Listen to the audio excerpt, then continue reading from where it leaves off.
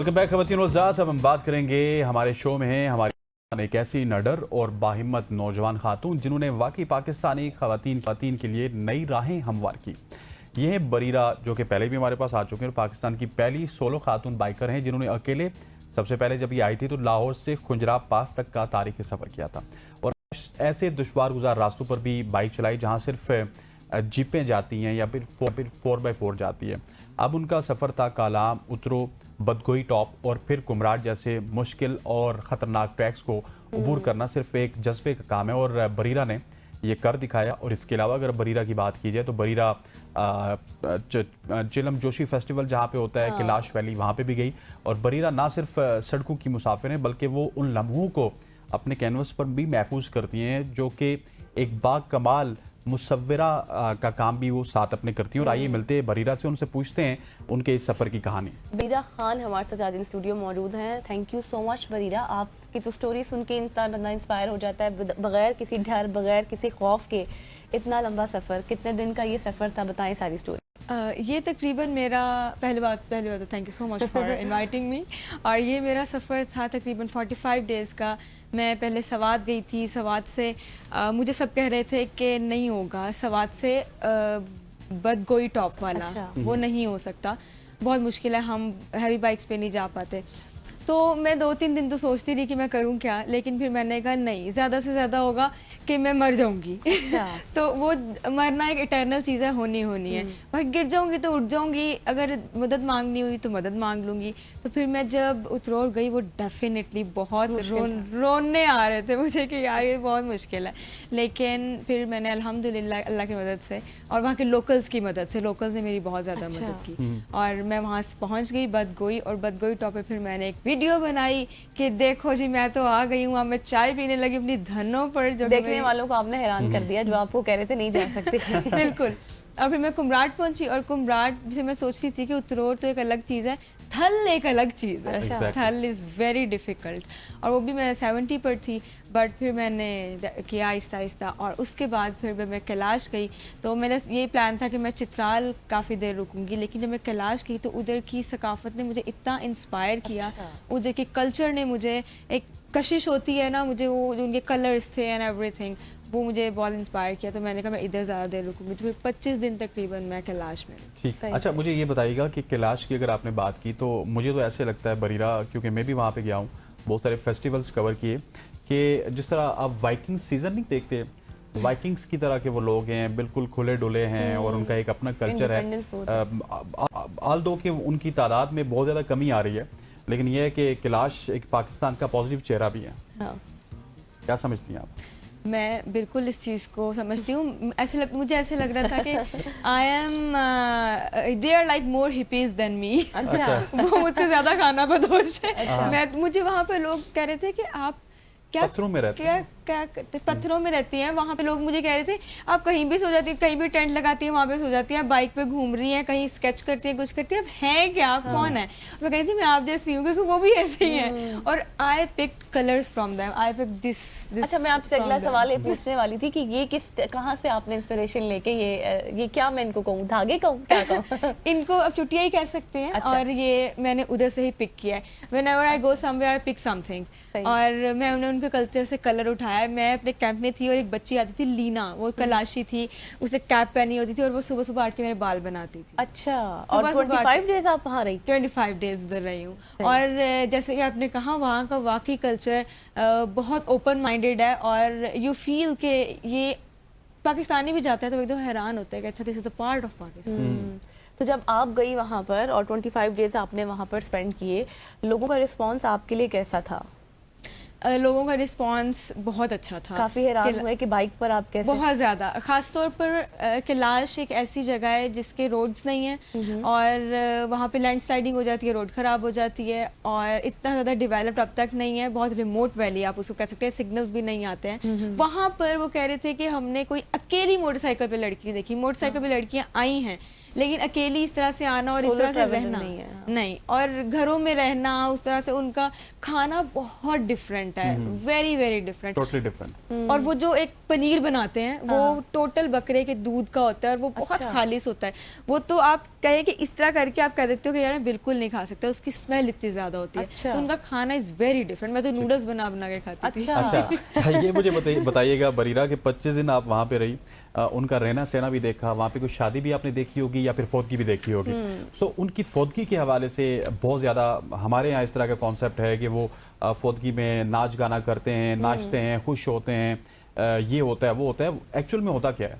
Thank you so much for bringing this question, क्योंकि ये मैं अपने सोशल मीडिया पर भी बहुत ज़्यादा बोल रही हूँ।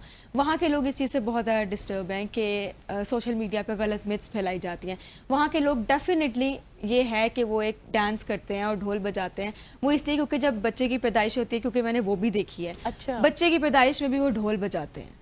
तो वो लेकिन उनका डांस फर्क होता है, उसमें वो और तरह से उनकी बॉडी मूवमेंट होती है। जो डेथ होती है उसमें वो और तरह से बॉडी मूवमेंट करते हैं। तो these two are different connotations. एक सोग का डांस है और एक जश्न का डांस है। अच्छा। और वो कहते हैं कि हम ढोल इसलिए बजाते हैं कि जिस तरह से हमने उसको इस्तकबाल किया था उसी तरह से हम खुशी खुशी उसको भेज रहे हैं। और ये है सिर्फ मर्द की फौतगी पर। मर्द की फौतगी पर वो ढोल बजाते हैं कि ये शहीद है, क्योंकि वो महाफिज था हमारे घर का। ठीक है। और बाकी जो हमिंग है, जो सब कहते हैं गाने गाए जाते हैं, वो गाने नहीं होती, वो पूरी स्टोरी टेलिंग होती है। वो अपनी जुबान में उस इंसान के बारे में बता रहा होता है कि उसके आबा अजदाद कौन थे, दोस्त कौन था, उसकी जिंदगी कैसी गुजरी और तू बहुत अच्छा इंसान था, तू चला गया, दुख हुआ, लेकिन ठीक है अच्छी जगह पर है, ये बोलते हैं। और औरत की फौतगी पर क्या? औरत की फौतगी पर वो ढोल नहीं बजाते। वो कहते हैं कि ये इज्जतदार थी, ये घर में रहती थी, तो उसको एक उस तरह से रखा जाए। तो इसलिए वो जो औरत की उस पर वो सोग मनाते हैं इस तरह से कि साइड पे औरतें बैठ जाती हैं मैयत के और वो हमिंग करती हैं, हमिंग करती हैं। और इस तरह से हैंड जेस्चर्स होते हैं, ये हैंड। और कि लाश की हर एक चीज़ का मतलब है। अगर बॉडी जेस्चर है, हैंड जेस्चर है, जो बोल रहे हैं हर चीज़ का कोई ना कोई मीनिंग है। और ये टोटली मिथ्स हैं जो आपने अभी बताई हैं, जो हमारे सामने आई हैं सब बातें। बिल्कुल ये मिथ्स हैं कि वो जश्न मनाते हैं। वो जश्न नहीं होता, वो सोग ही होता है, लेकिन डेफिनेटली उनका एक अपना कल्चर है, वो उस लिहाज से करते हैं। अच्छा बरीरा, आप इन एरियाज में जाती हैं तो बतौर खातून, बतौर लड़की आपको फील होता है या फिर वहाँ के लोग कुछ इस तरह से बातें करते हैं कि कितने चैलेंजेस हैं आपको, या फिर उनका कोई नेगेटिव इम्पैक्ट भी होता है? डेफिनेटली कहीं कहीं होता है। ख़ास तौर पर कुछ ऐसे एरियाज़ मैं नाम नहीं लेना चाहूँगी बिकॉज आई एम पाकिस्तानी, और पाकिस्तानी माशाल्लाह सेफ़, लेकिन हर जगह कहीं ना कहीं मसला हो जाता है। अच्छे बुरे लोग होते हैं। अच्छे बुरे लोग हर जगह होते हैं, आप कहीं भी चले जाओ, यूरोप में चले जाओ, चले जाओ। तो पाकिस्तान में भी ऐसे कुछ एरिया से मैंने किया जिससे मुझे टैकल करना थोड़ा सा मुश्किल हुआ। उतरोर में मैं अकेली थी, जंगलात थे रास्ते में, तो मुझे एक वहाँ पर आदमी मिला था जिसने मुझे काफ़ी डिस्टर्ब किया। वो मुझसे कुछ अजीब अजीब सवालात भी करा था। बट वही बात कि जब मैं निकलती हूँ तो ऐसे तो नहीं निकलती, अपनी श्योरिटी करके निकलती हूँ। सेफ्टी मैं 100% फ्रेश होनी चाहिए हूँ, मेरी नींद पूरी होनी चाहिए ताकि मुझे पता हो मैंने हाजिर जवाबी से किस तरह से किसी को। और आजकल के मुआशरे में अगर बात की जाए तो हम अक्सर कहते हैं कि फ़लाँ जगह है, लेट्स सपोज एक इलाके का नाम मैं नहीं लेता, या इस इलाके में जाओ तो यहाँ पे आप सेफ नहीं हैं, यहाँ के लोग अच्छे नहीं हैं। आप बीइंग अ गर्ल ऊपर से 70 पे भी जाती हैं, फिर आप कैंपिंग भी करती हैं, फिर लोगों के घरों में भी रहती हैं। तो पूरे पाकिस्तान में कभी कोई आपके साथ ऐसा वाकया हुआ कि आपको फील हुआ यार कि यहाँ पे मैं सेफ नहीं हूँ? पर्सनली फील आई हो कभी आप? हाँ, ये इस टूर में मुझे ऐसा लगा कि पहली बात तो मैं ये बताना चाहूँगी कि मर्दान और मालाकंड इन चीज़ों, इन लोगों के बारे में मुझे लगता था कि उफ मैं कैसे चाहूँगी। अच्छा। लेकिन ये बेस्ट लोग हैं। अच्छा।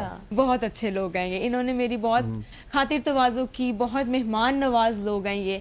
लेकिन उतरोर से बदगोई और फिर कुमराट जो ये वाली पट्टी है ना, यहाँ पर थोड़ा सा मुझे फील हुआ कि मैं अनसेफ हूँ। इस वजह से मैं कलाम से डायरेक्ट कुमराट पहुँची थी, रास्ते में मैंने स्टे नहीं किया। वहाँ पे मुझे थोड़ा सा फील हुआ था कि। और रास्ते में रात भी हो जाती है आप जब ट्रेवल कर रही होती है बाइक पे? आई यूजुअली ट्राई कि रात ना हो, मैं उससे पहले ही स्टे करती हूँ। लेकिन क्योंकि कलाम से उतरोर मैंने सोचा था कि मैं उतरोर में स्टे कर लूँगी, लेकिन उतरोर में मुझे बिल्कुल सेफ नहीं लगा। और उसके बाद जब मैं कुमराट गई हूँ तो थल में मैंने सोचा, क्योंकि उस वक्त 9 बज चुके थे रात के थल में, तो मैंने कहा थल से पहले कर लेती।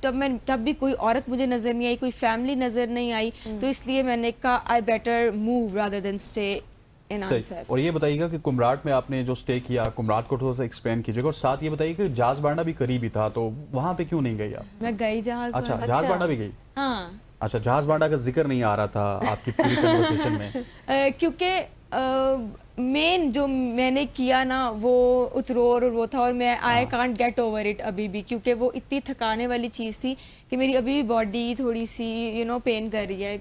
और ऊपर से मैं डायरेक्ट अयून से, मतलब कलाश से इस्लामाबाद आई हूँ, तो वो मैं इतनी थकी हुई हूँ कि बस मेरे दिमाग में उतरोर चल रहा वो है, निकल नहीं रहा। अच्छा, अब नेक्स्ट टूर कौन सा है आपका बरीरा? कहाँ सोच रही हैं? मैंने 2-3 मॉर्निंग शोज पे बोला है कि मैंने सिंध जाना है। अच्छा, सिंध क्योंकि कहते हैं बहुत अनसेफ है, तो उसकी मैं कुछ थोड़ा सा वो भी ले रही हूँ प्रिकॉशंस, सिक्योरिटी वहाँ की टूरिज्म डिपार्टमेंट को भी ले रही हूँ ऑन बोर्ड, और इस सर्दियों में इंशाल्लाह मैंने सिंध जाना। और सिंध जाके एक्सप्लोर क्या करेंगे? इंटीरियर सिंध। अच्छा, मुझे मतलब आई हैव नॉट सीन अभी तक उसको, लेकिन जितना मैंने उसके बारे में सुना है, मेरे जितने भी सिंधी दोस्त हैं और वो इंटीरियर सिंध के बारे में जो बातें करते हैं, गोरख हिल्स के बारे में सॉरी जो बात होती है, वो मुझे बहुत शौक है। टूरिज्म डिपार्टमेंट आप जहाँ भी जाती हैं, आप राबते होते हैं आपके और मुकम्मल सपोर्ट होती है आपको उनकी? ज़रूरत नहीं पड़ी, मुझे पसंद नहीं है प्रोटोकॉल्स और मैं किसी को बता के जाऊँ, मैं इसी तरह पसंद करती हूँ कि निकल जाओ और एक्सप्लोर करो। लेकिन चित्राल में डीजी चित्राल ने मुझे कॉल की थी और वो स्पेशली कैलाश मुझसे मिलने आए थे। अच्छा। और उसके बाद मुझे कुछ इन्फेक्शन हो गया था कैलाश में, उन्होंने मुझे कहा आप चित्राल नहीं आई, मैंने कहा मुझे इन्फेक्शन है, उन्होंने मुझे अपनी गाड़ी पे सारा चित्राल फिराया। अच्छा, so he was very kind with this. और इसी तरह के वाकयात आपको पाकिस्तान के दीगर एरियाज में भी मिलते हैं कि कहीं ना कहीं अगर अथॉरिटीज़ को पता चल जाए कि एक इस तरह की खातून आई है जो कि 70 पे आई, लाहौर से आई, सोलो ट्रैवलर है, तो वो आपको इस तरह का अकोमोडेट करते हैं जिस तरह डीसी साहब ने किया? नहीं, डीजी साहब चित्राल में ही उन्होंने सबसे पहले मेरे साथ यही हुआ है, उससे पहले कभी भी इस तरह से मेरे साथ वाकया नहीं हुआ। सही। डीजी चित्राल ही थे। Thank you so much Bareera for coming, और जिस तरह से आप अपनी सफ़र के बारे में बता रही थी और बताया से आप एक्सप्लोर करती हैं, सच में बहुत इंस्पायरेशन स्टोरीज हैं आपकी। और मज़ीद अब आप जो सफ़र सिंध का कह रही हैं उस हवाले से जो भी आप सेफ्टी मेजर्स ले रही हैं, और जब आप एक्सप्लोर कर कर आ जाएंगी वापस तो हम फिर आपसे मुलाकात करेंगे सिर्फ की सोच पे। Once again thank you so much. यहाँ पर लेंगे एक ब्रेक और ब्रेक के बाद वापस आएंगे। Stay with us.